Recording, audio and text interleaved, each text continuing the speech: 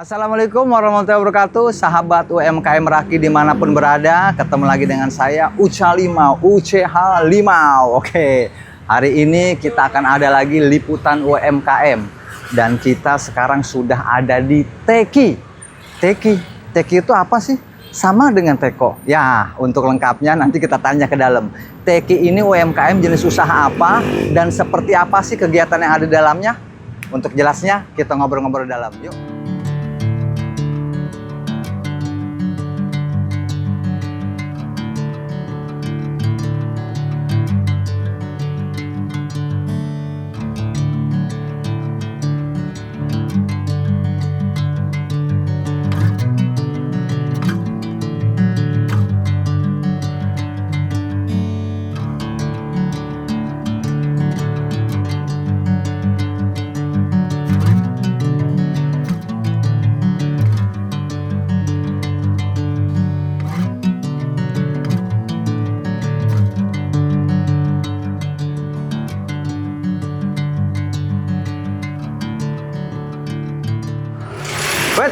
Halo Bang Ucel. Halo Bang Rio, gimana? Nih beliau nih Bang Rio. Bang, kayaknya di sini lebih agak crowded, kita ngobrol dalam aja kali. Boleh, masuk Bang Ucel, silakan. Kita ketemu dengan Bang Rio. Beliau ini salah satu penyanyi legenda Indonesia, Rio Febrian. Kasihku sampai di sini. Itu bukan lagunya, Ge? Oh bukan. Ya, yang penting kan kita kelihatan nyanyi. Gimana Bang Rio, sehat ya? Alhamdulillah Bang, sehat. Alhamdulillah. Bang, ini kan tadi saya baca di luar itu ada tulisannya Teki. Teki, betul. Oh, Teki ya? Ya. Oh, Teki ya? Teki Bang. Oh, pronunciasinya Teki, bukan Teki. Teki ya? Ya, betul. Teki itu ada artinya apa? Maknanya apa kalau dari Teki itu, Bang? Teki itu sebenarnya singkatan Bang. Oke. Kepanjangannya tempat kita. Oh, tempat kita. Jadi kalau filosofinya sendiri tuh, Teki itu kita mau bisa jadi tempat untuk menaungi teman-teman semua yang punya kerja kreativitas. bareng-bareng di sini. Oke. Gitu. Iya.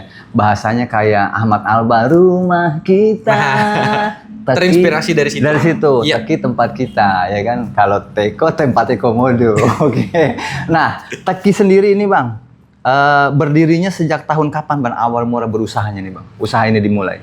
Kita diri tuh dari kurang lebihnya ya awal-awalnya tuh tahun 2010 Bang. 2010? 2010. Mulai berdiri 2010. Beliau ini orang terkuat nomor 2 setelah Nyonya Menir. Nyonya Menir berdiri dari tahun 1800, beliau dari tahun 2010. Udah berdiri 16 tahun Bang ya? 16 tahun Bang. 16 tahun. Alhamdulillah belum duduk-duduk. Belum duduk-duduk ya? Duduk. Kita lihat ntar kira-kira uratnya parises nggak nih? Awal mula kantornya Bang di lokasi sini atau ada nggak tempat sebelum ada di sini pertama kali memulai usaha dari Teki ini Bang? Kalau di sini sebelumnya nggak di sini tuh baru kurang lebih 4 tahunan lah. 4 tahun, 2022 lah ya sekitar itu ya. Sebelumnya tuh kita pertama banget di daerah di depan stasiun Bekasi tuh, daerah percetakan tuh. Iya. Pertama banget di situ di bulan-bulan. Terus kita pindah lagi ke Cikunir. Dari Cikunir kita ke Pekayon, Jatiasih, baru ke sini. Oh, nah kalau Teki ini sendiri Bang, ini UMKM atau usaha ini jenis bidang usahanya apa nih Bang kalau dari Teki ini? Kalau kita gerak di bidang signage Bang, kayak gini-gini nih. Sama ada ngerjain interior juga nih, kayak gini kebetulan nih kita bikin sendiri juga. Gini, ini contohnya kayak model misalkan di sekolahan ada tulisan buanglah sampah pada tempatnya yang model ditempel kayak gini. Berarti ini ya itu salah satu contohnya? Iya betul, salah satu contohnya kita bikin kayak gitu. Terus ada juga yang nyala-nyala yang kayak gitu Bang, itu kita bikin juga. Oh, itu tuh yang suka ada tulisan martabak bangka, manis ataupun telur. Berarti modelnya kayak gini ya? Iya, betul. Apa? Modelnya kalau ini huruf timbul. Huruf timbul. Betul, terus ada juga neon box gitu. Iya, neon box, huruf timbul. Berarti dia Sri Mulat juga nih. Abang ini demen banget bergurau juga ternyata. Itu mah timbul. Bang, ya. Ini kan udah 16 tahun. Awal mula perjalanan usahanya itu dari berapa orang sampai sekarang akhirnya Abang bisa tanda kutip ya berkomunitas bersama dengan teman-teman itu berapa orang awal mulanya? Awal mulanya kita bertiga waktu itu. Bertiga ya? Dapat kesempatan nyelesain ada salah satu proyek lah. Salah satu proyek di daerah tol Cikarang ya. Kita ngerjain pengerjaan rambunya di situ. Nah, habis itu kita masih project terus tuh Bang sifatnya tuh. Oh, berarti gini, project belum ada nama tekinya ya, belum ada nama tekinya saat itu ya. Memang masih project udah ada namanya, tapi belum kayak sekarang nih. Kalau sekarang kan jatuhnya kita kayak buka toko. Betul, gitu. Tadinya enggak, cuman yang ngerjain project gitu aja. Jadi banyak liburnya kan tuh Bang. Kalau project kan dapat project kerjain libur. Belum ada kantor resmi berarti ya saat itu ya. Belum. Mulainya gitu. Nah, 16 tahun Teki ini sudah berjalan, Abang udah bangun usaha ini. Kalau boleh tahu nih, tips pertama kali membuka ini nih, walaupun nggak disebut angkanya ya gitu ya. Pertama kali memulai ini, apakah ada modal khusus yang disiapkan nggak Bang? Ketika pertama kali memodal 3 orang ini yang berjalan pertama kali ini? Ada sih Bang modal, tapi yang nggak banyak ya. Nggak banyak ya? Karena kalau kita ya seiring berjalannya kerjaan, ya kadang juga kita berani-beraniin buat nyari pinjaman modal gitu. Tos-tosan lah ya. Iya, karena kan nggak mungkin juga kalau bukan nggak mungkin sih ya.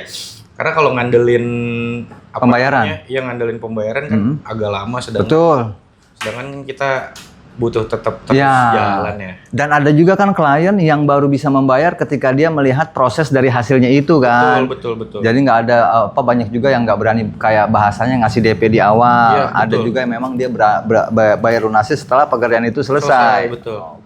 Nah, dari Teki sendiri nih Bang, selama 16 tahun ini, proyek besar apa yang pernah digarap atau dijalankan sama Teki sendiri Bang? Paling gedenya Bang, paling gedenya tuh kita project, ini yang paling besar dan paling ikonik buat kita itu huruf timbulnya Stadion Pakansari itu Bang.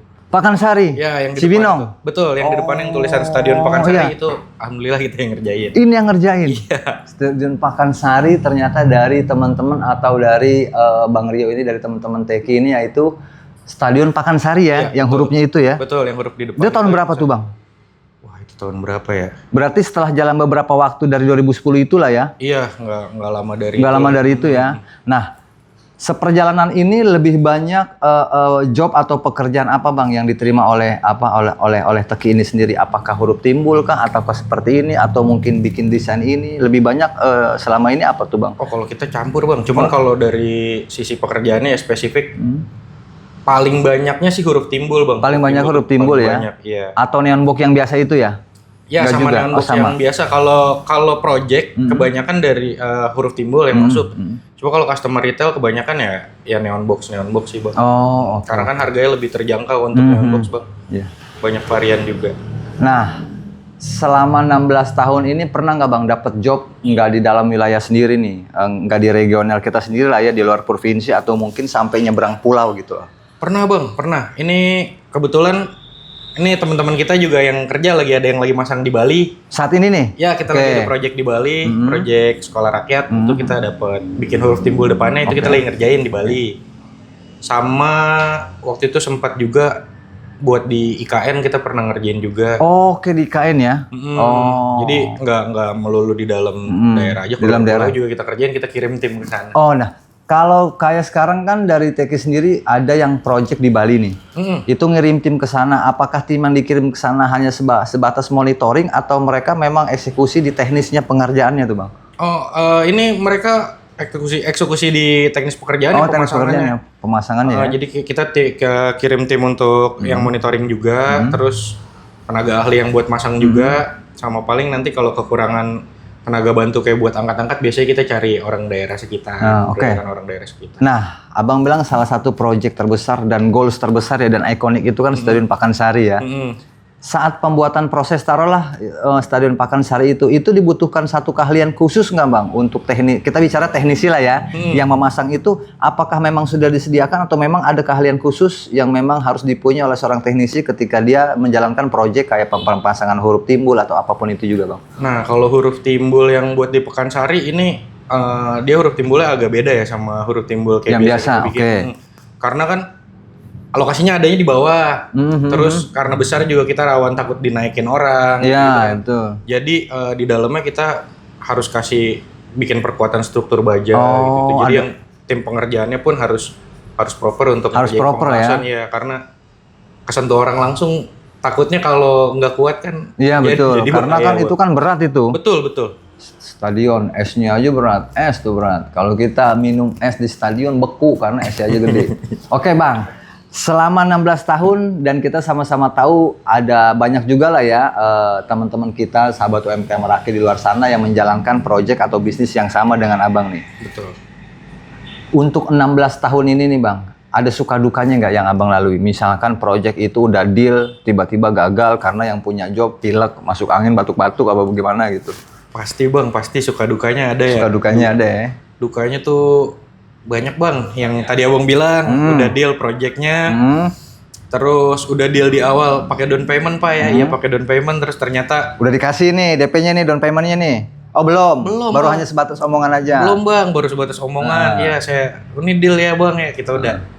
Ya karena kan kalau kita dapat kerjaan bukan cuma buat kita Bang, ya buat teman-teman juga kan iya ya. dong, betul. Ya. Apalagi kan ini perusahaan, kita bicara perusahaan. Ada nih ntar kerjaan gitu, teman-teman yang ternyata orangnya nggak ada kabar, dikabarin nggak bisa. Tuh, siapapun Anda di luar sana, apapun job yang Anda kasih ke orang, jangan batalin sepihak. Bisa jadi gitu orang-orang dalamnya dia udah mesen ke pinjol, udah kasih dulu ke tetangga, akhirnya job nggak jadi dia masih sendiri. Ya kan Bang ya? Betul, karena kan gini, harapan kita, wah ada job nih, ya udahlah. Kalau ada job berarti boleh nih kita tos-tosan ke tetangga kan, kiri kanan kan. Betul, suka dukanya itu ya. Iya, ada juga yang ini yang lebih nyesek lagi. DP-nya udah dibayar, udah dikerjain, udah selesai.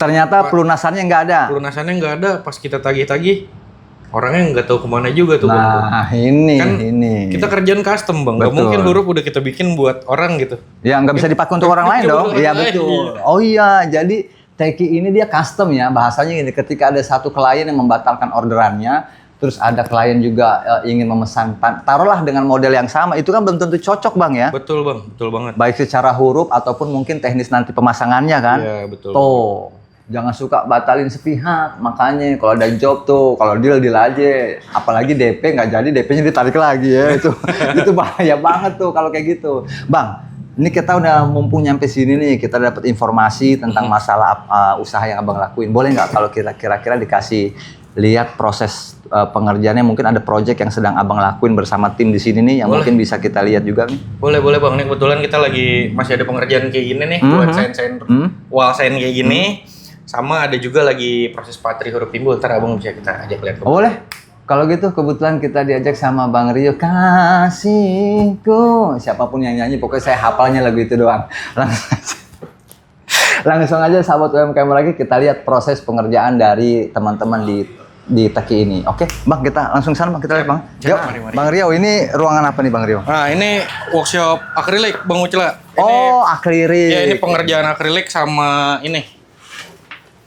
Penempelan cutting stiker di sini Bang. Ini lagi proses nempel cutting stiker. Ah, itu ngerti tuh cutting stiker tuh. Terus nempel cutting stiker ini juga lagi dikerjain sama teman-teman cutting stiker. Oh, ini ya? Ini dilihat dulu Bang. Ya, boleh Bang.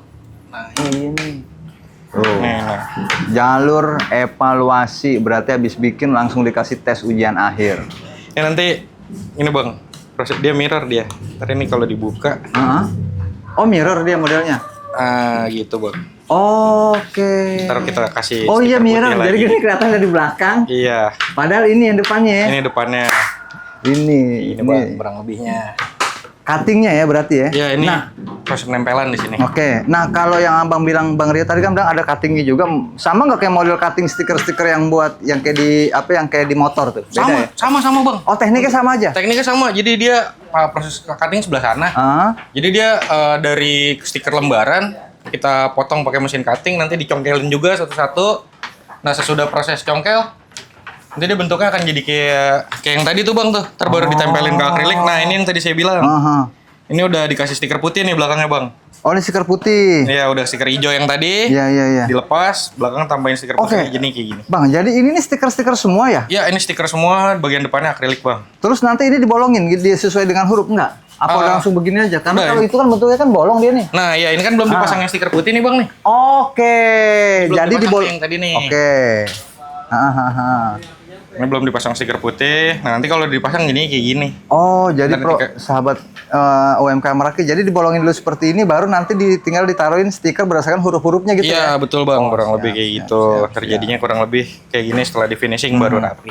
Nah ini yang Abang lagi kerjain sekarang ini untuk apa? Ini untuk company, perusahaan atau untuk perorangan. Biasa kalau jalur evakuasi nih kalau nggak mall kantor nih dia nih. Ya, ini untuk company Bang. Ini company, untuk project sekolah rakyat Bang. Oh, sekolah rakyat. Iya.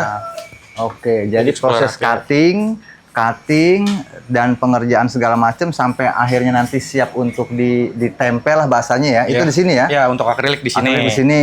Nah, kalau yang bunyi nguing itu di belakang itu apa? Nah, itu yang bagian ngelas-ngelas, matri-matri di belakang Bang. Kita bisa lihat langsung. Oh, boleh. Nih, kita lihat matri. Itu yang suka motong sunat-sunat tuh. Ayo, Bang. Mantri itu Bang. Oh, iya, tahu juga. Nah, kalau di bagian matri atau ngelas ini, teman-teman ini ngerjain apa nih, Bang? Itu Bang, tadi dia jadi sesudah plat dipotong-potong, dibentuk huruf. Oke. Kita patri, kita las tuh di sebelah sini Bang. Bengkel kotor lah inilah. Oke.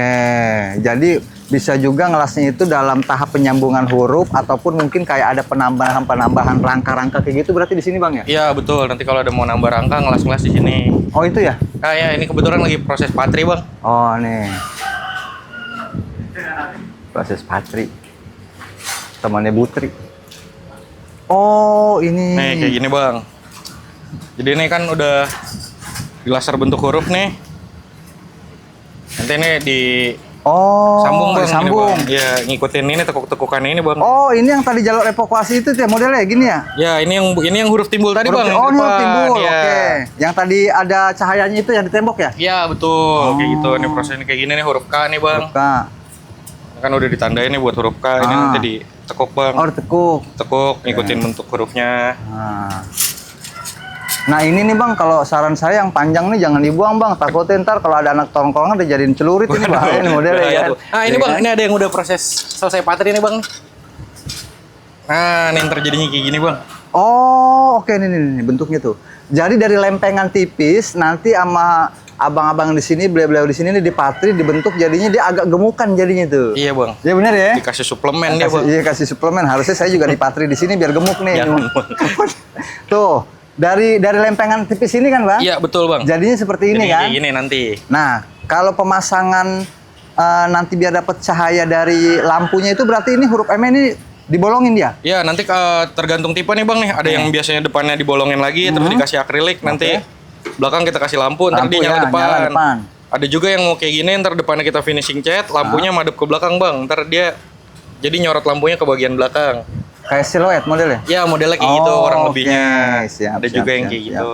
Berarti di sini ada dua tempat proses pengerjaan ya, di sana bagian cutting dan juga apa namanya akrilik ya. Akrilik, betul. Kalau di sini ini kita bicara ini secara tenaga ini berarti yang kasarnya di sini ya, karena kan dia harus motong, nyambung segala macam. Betul, tingkat kesusahannya berarti lebih susah beliau-beliau yang ada di sini dong Bang, ya, di sana. Betul, kalau di sini butuh butuh lebih hati-hati gitu-gitu kan, karena langsung main pakai gerinda. Nah, kita bicara misalkan huruf R ini ada secara komponen tidak sesuai.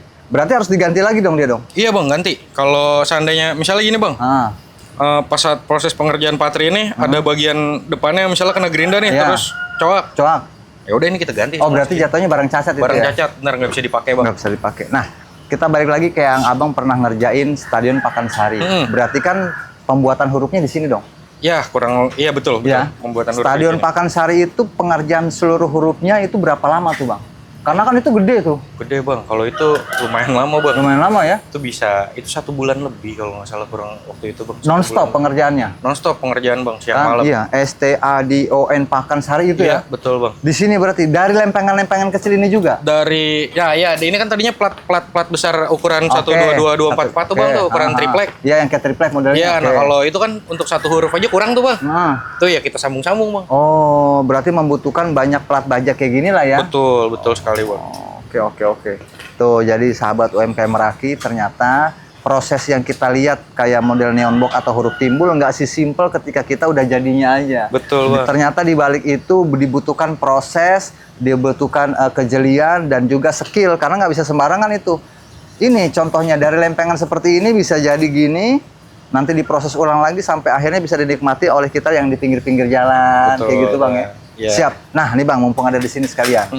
Ada nggak tips dan saran dari Abang nih untuk teman-teman yang mau usaha, terutama di bidang usaha yang sama dengan Abang nih? Karena kan kita akui Abang kan udah 16 tahun berjalan di dunia ini nih. Ada tips dan sarannya nggak Bang buat teman-teman? Kalau saran dari saya ya, menurut saya untuk usaha di bidang signage tuh harus konsisten. Yang pertama harus konsisten, terus harus bisa nangkep apa mau klien. Oh, peluang bisnisnya berarti. Betul, harus bisa nangkap apa mau klien. Terus yang saya maksud konsisten tuh kadang gini Bang, yang jadi masalah di signage tuh after sales-nya Bang, sesudah penjualan. Sesudah penjualan tuh karena banyak yang namanya kita main sama elektronik juga terkadang kan ada kendala antar lampu mati. Iya. Saat teknis. Iya, saat teknis pengerjaannya. Iya, saat pengerjaan sudah selesai gitu, nggak lama lampu mati. Itu kita harus tetap terus layanin klien. Gitu ya. Kita konsisten kayak ada komplain kita layanin sampai pokoknya pekerjaannya bener-bener Oke, selesai. karena kan bagaimanapun juga setiap klien yang datang kan punya tes atau selera yang berbeda-beda nih Bang. Betul Bang. Ada yang akur dengan ide dan juga kehendak kita nih. Ada juga terkadang kayaknya kalau dibikin kayak gitu kayaknya agak lebay. Tapi kan bagaimanapun juga itu kan klien ya. Iya betul. Tetap harus kita turuti itu Bang ya. Betul, apalagi kita kan gerak di bidang jasa Bang, betul, sama custom kan kita, jadi ya sebisa mungkin maunya klien seperti apa kita coba penuhin gitu. Karena kebetulan proses kita juga kan nggak ucuk-ucuk langsung jadi gini, nggak, pasti kan dari klien datang terus kita dia ngeliat juga nih, dia ngeliat kita ngapain betul, terus dia minta bikinin desain, kita buatkan desainnya, survei lapangannya, kemudian sebelum deal project tuh ya, betul, survei lapangannya, begitu sudah Bu nanti atau Pak nanti kira-kira jadinya seperti ini signage Bapak gitu, beliau oke, baru kita pengerjaan. Sesudah pengerjaan pun terkadang masih ada A, B, C, D, F, G yang harus disesuaikan sama lapangan biasanya, karena kan proses produksi terkadang juga ada miss-miss kan Bang. Ada kendalanya juga ya. Betul. Oke, jadi saran dan tipsnya dari Bang Rio ini adalah yang pertama konsisten, dan yang kedua bagaimanapun juga harus bisa memenuhi kemauan klien. Dan yang ketiga full service. Full service itu mungkin bagi kita itu sudah jadi atau udah bagus, tapi ketika klien bilang itu kayaknya ada yang kurang bagus atau gagal, kita harus bisa memenuhi itu, karena kepuasan klien itu kan jangka panjang kita berbicara nih Bang ya. Betul sekali Bang. Ketika memang nanti ada next project, insya Allah nggak akan lari kemana-mana, karena kan kita sudah bisa kasih full service ke dia. Betul. Siap. Sahabat UMKM Meraki, alhamdulillah kita hari ini udah liputan di Teki, tempat kita bersama dengan Bang Rio. Kita ketemu lagi nanti di liputan berikutnya, dan kira-kira UMKM atau usaha apa lagi sih yang mau kita liput, saksikan terus UMKM Uca Meliput Ketemu Manfaat. Dan alhamdulillah manfaatnya hari ini ada, bahwa dari baja ringan seperti ini tipis bisa menjadikan ini dan bisa jadi peluang usaha. Betul Bang. Ya nggak Bang ya? Ya. Siap, sampai ketemu lagi di episode berikutnya. Jangan lupa follow, subscribe, dan share YouTube Raki Entertainment. Bang Rio, sekali lagi terima kasih. Terima kasih banyak Bang. Sukses terus ya Bang ya. Udah mampir. Siap. Siap. Sama-sama Bang, sukses juga. Come on. Izin pamit Bang. Mari Bang.